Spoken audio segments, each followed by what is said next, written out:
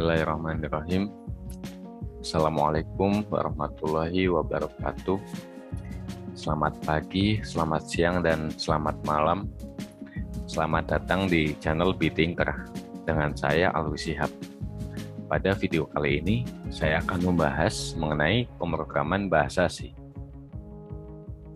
Nah, sebelum menonton video ini, persiapkan terlebih dahulu diri kalian.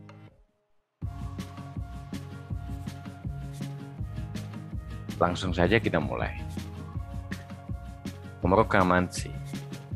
Sebelum masuk ke pemrograman C, alangkah baiknya kita mengetahui dasar pemrograman terlebih dahulu.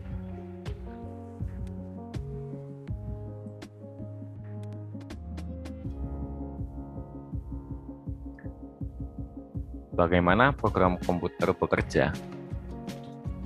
Sebuah program dapat membuat komputer dapat digunakan.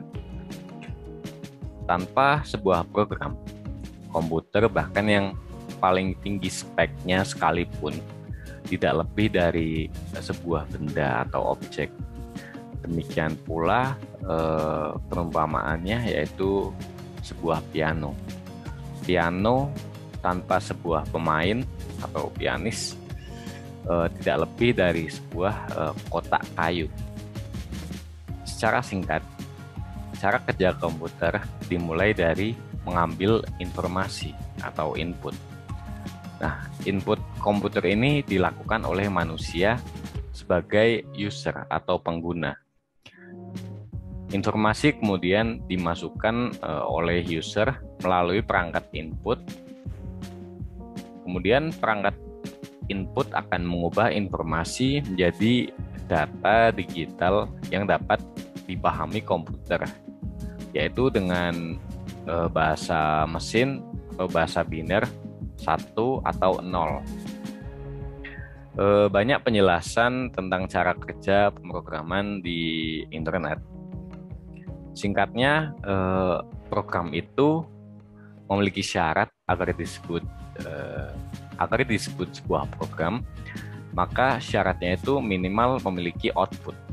Nah, ada juga sumber yang mengatakan harus input dan output. Nah, output di sini yaitu hasil dari program yang dijalankan. Selanjutnya mengenai bahasa dalam pemrograman. Nah, ada dua bahasa, yaitu natural language atau bahasa alami, bahasa manusia, kemudian programming language atau bahasa pemrograman. Nah, natural language biasa kita gunakan untuk berkomunikasi dengan orang lain. Biasa juga disebut bahasa alami atau bahasa yang diucapkan, ditulis, diisyaratkan oleh manusia untuk komunikasi umum. Contohnya bahasa Inggris, bahasa Indonesia, bahasa Jepang, bahasa Arab, dan lain sebagainya. Untuk programming language atau bahasa pemrograman merupakan bahasa formal yang terdiri dari serangkaian string yang menghasilkan berbagai jenis output kode mesin.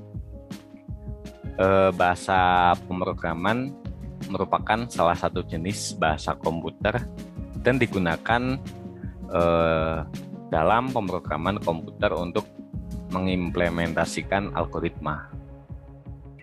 Contoh bahasa programming atau pemrograman yaitu bahasa C dan bahasa Python. Selanjutnya elemen yang menyusun suatu bahasa. Nah, ada 4 elemen yang menyusun sebuah bahasa, yaitu alfabet, leksis, dan semantics dan sintak. Nah, alfabet merupakan simbol yang digunakan untuk membangun kata-kata dari bahasa tertentu. Misalnya alfabet Latin untuk bahasa Inggris. Selanjutnya yang kedua leksis. Leksis itu satu set kata yang ditawarkan dalam bahasa tersebut pada penggunanya. Misalnya komputer, atau obrolan, atau suatu bahasa, suatu kata di dalam bahasa yang disediakan. Selanjutnya, semantics. Semantics seperangkat aturan yang menentukan apakah frasa tertentu itu masuk akal. Contoh suatu kalimat, saya makan buah. Nah, ini contoh kalimat yang masuk akal. Nah, apa yang tidak masuk akal? Contoh satu kalimat, buah, dari kalimat sebelumnya, buah makan saya. Itu suatu kalimat yang tidak masuk akal. Nah, itu merupakan contoh dari semantics. Nah, selanjutnya sintak. Sintak ini merupakan perangkat aturan, baik formal ataupun informal, tertulis atau dirasakan secara intuitif, yang digunakan untuk menentukan apakah sebuah rangkaian kata tertentu membentuk kalimat yang valid.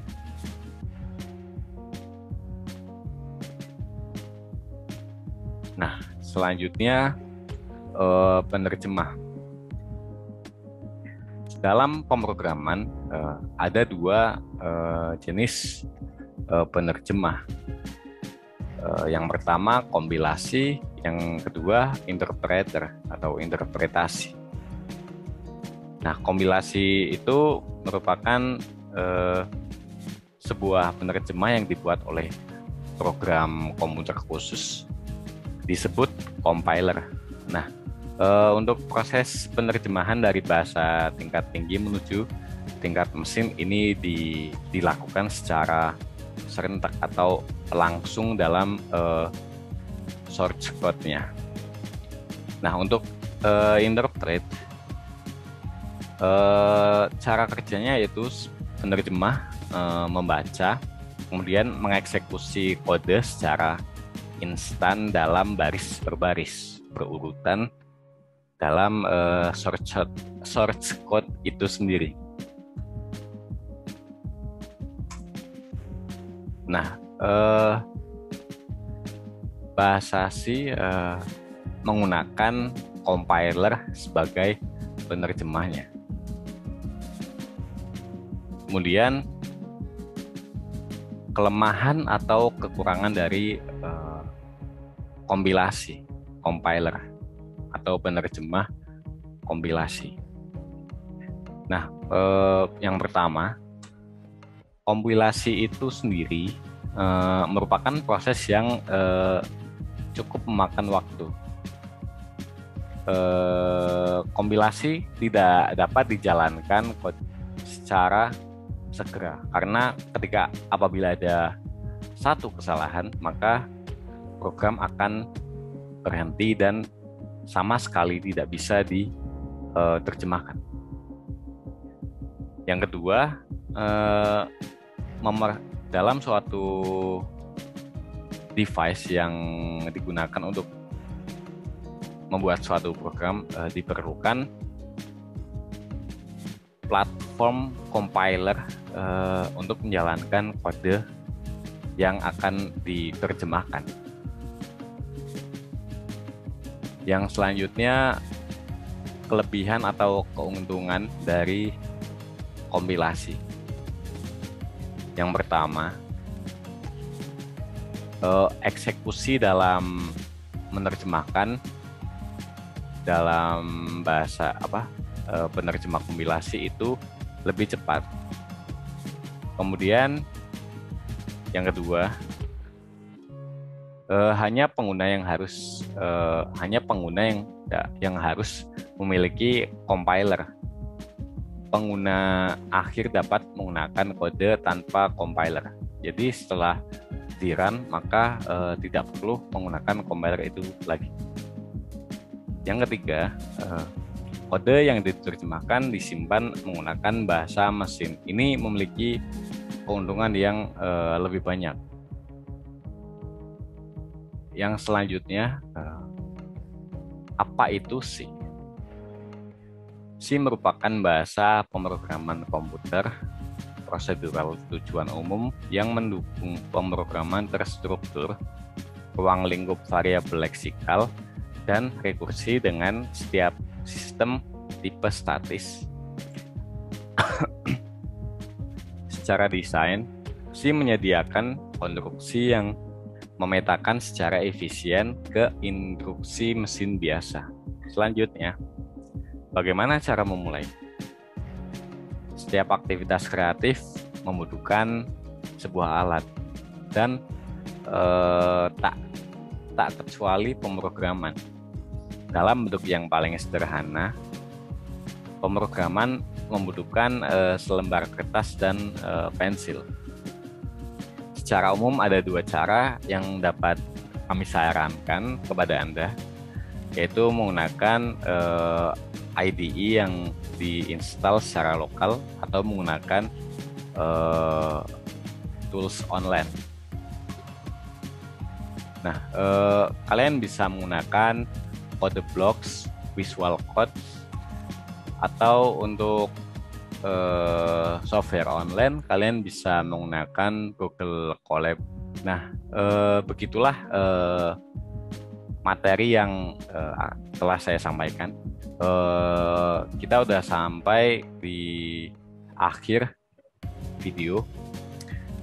Mungkin cukup itu saja yang dapat saya sampaikan. Kurang lebihnya mohon maaf. Saya pamit undur diri. Terima kasih sudah menonton video ini. Wassalamualaikum warahmatullahi wabarakatuh.